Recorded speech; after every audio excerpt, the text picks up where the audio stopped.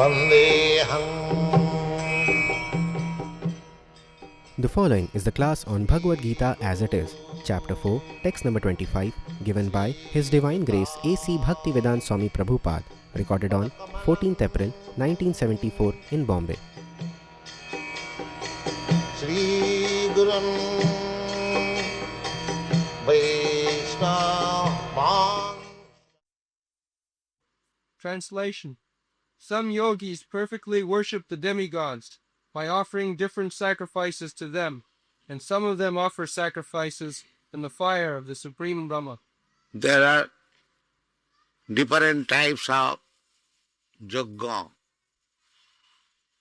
sacrifices, and the person who offers sacrifices is called yogi. Daivameva apare yajnam yogina parjupasat. Yajnam or yogina.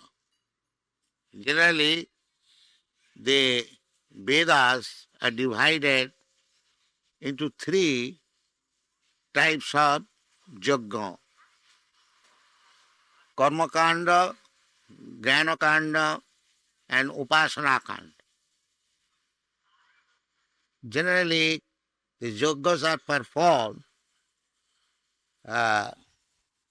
for satisfying the Supreme Personality of Godhead. But one who hasn't got the chance of understanding the Supreme Personality of Godhead, they offer different types of yajna for satisfying the demigods. Here it is said, Daivam, in the matter of satisfying the different demigods. In the Shastra, it is recommended. After all, performance of yajna means to get the necessities of life. In the Shastra, it is recommended that if you want this type of benefit, then you offer yajna or try to satisfy this kind of demigod. There is a list in the Srimad Bhagavatam. If you want education, you worship this demigod. If you want very beautiful wife, then you worship this goddess. If you want good health, then you worship this demigod. If you want victory, so many ways. And we have got different types of demands. But that is recommended in the Shastra, in the Vedas, because gradually one has to be taken to the transcendental position. To worship a type of demigod for certain type of benefit, at least it indicates that you can get the benefit from higher authorities. Indirectly, the higher authority is accepted. Otherwise, we become atheists. To save the general people from atheism, there is a recommendation for worshipping different types of demigods. Generally, they are recommended 5: the sun god, the Ganesh, the Vishnu, Lord Shiva, and Durga, and this sun god I have already said. 5, Panchopasana.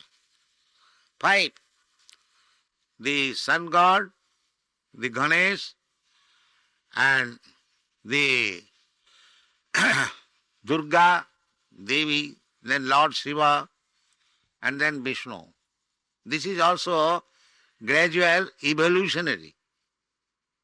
People in the most lowest stage of humanity, they are struck with wonder by the power. As soon as there is some electricity, they feel some power. So when they are power worshippers, the modern scientists, they are power worshippers, they have gone up to the sun god, not God, the sun glow. The power is received from the sun, sign. So this is one stage, power. In this way, one after another, when one comes to the supreme powerful Vishnu, because that is the ultimate, powerful. So this is one type of yoga, understanding the supreme power. Just like I was talking a few minutes before, the power. But power is not ultimate. Ultimate is the conductor of power or the powerful. Just like electricity. Electricity is power, but it is generated from the powerhouse. People generally understand that electricity is coming from the powerhouse. But the powerhouse is maintained by the resident engineer, a person. That is real understanding. Or just like this aeroplane is flying in the sky, a child may see that a wonderful machine is flying in the sky. He does not know the importance of the pilot. The big gigantic airship can fly in the sky so long the powerful or one who knows how to conduct the power, pushing the button. By pushing one button, the plane goes high, and pushing another body, it comes down. It is not automatically. Any machine you take, nowadays a wonderful machine is a computer. That is also handled by an expert. Any machine you take, without an expert technologist, it cannot work. So, similarly, if you go on studying the power of material nature, you'll come ultimately to the Supreme Personality of God. That is explained in the Bhagavad Gita. Maya dhakshena prakriti suyate sa characharam hetu nanena kauntiya jagat viparivartate. Actually, Krishna says, Maya, by me, adhakshena, by my superintendence, Maya adhakshena. Everything is working. That is also confirmed in the Brahma Sangita. Srishti sthiti pralaya sadhana shakti reka chaye vajassa bhuvanani vibharti Durga. This power, material nature, is called Durga. So Durga, the material nature, Durga means the predominating deity of this fort. Durga means fort. And Durga means where it is very difficult to enter. The fort is fortified, therefore it is called Durga. One cannot go means going, and do means difficult. Therefore fort is, the Sanskrit name of fort is called Durga. And the predominating deity, it is called Durga. Similarly, this material world, universe, it is covered by several layers. And one layer, the first layer is there, and the second layer is 10 times thicker than the first layer. The third layer is 10 times thicker than the second layer.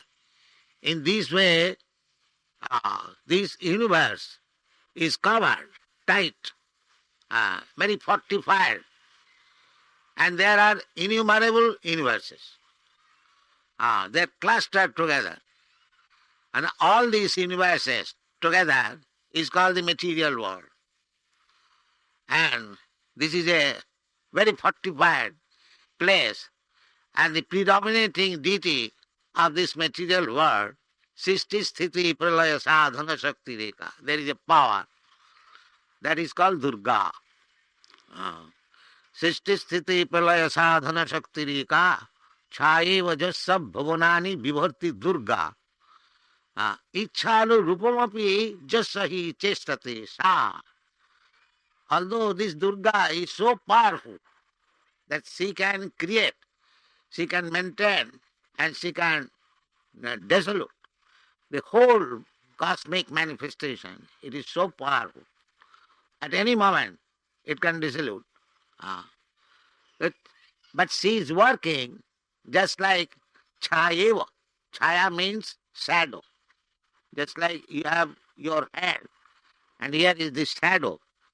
If the head moves, then shadow moves. Therefore, it is said, Chayeva Jasa, to God, by his estimating his activities. Then this name, Krishna, is the most perfect name. The impersonalists, they say, the God has no name. We also accept that.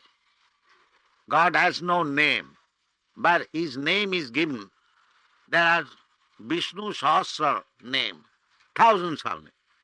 The how one man can be, or one person can have 1,000 names, we can very easily understand. Just like a person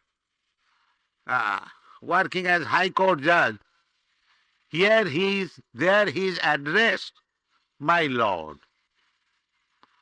And amongst the friends, he is addressed by the name, or at house by his wife, or by the children, he is addressed as father. In this way, he might have many names, but the person is one. Similarly, although there are Vishnu Sahasranam, the person is the same, and the proper name, factual name, is Krishna. Krishna means all attract, supreme, Parabrahma. These are described in the Shastra. So, all the big authorities in spiritual science, they are